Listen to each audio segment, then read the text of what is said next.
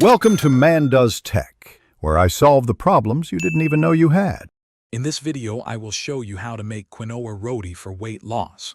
This simple recipe is perfect for a healthy meal.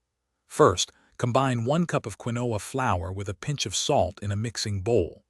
Gradually add about 1/4 cup of warm water, mixing until a soft, pliable dough forms. Knead the dough for a few minutes until smooth. This foundational step ensures your roti will be easy to roll and cook perfectly. Once your dough is ready, cover it with a damp cloth and let it rest for about 15 minutes. This resting period helps the gluten relax, making the dough easier to roll. After resting, divide the dough into 6 to 8 equal portions. Roll each portion into a smooth ball between your palms. These small, uniform balls are crucial for creating consistently sized rotis. Now lightly dust your work surface and a rolling pin with quinoa flour.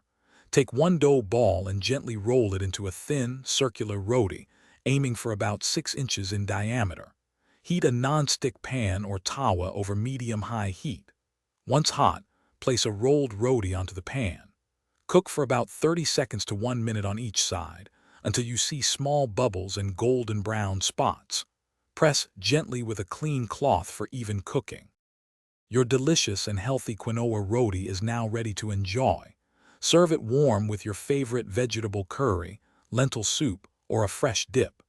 This high-fiber, high-protein option is fantastic for supporting your weight loss journey. Remember, for more healthy recipes and tips, subscribe to our channel.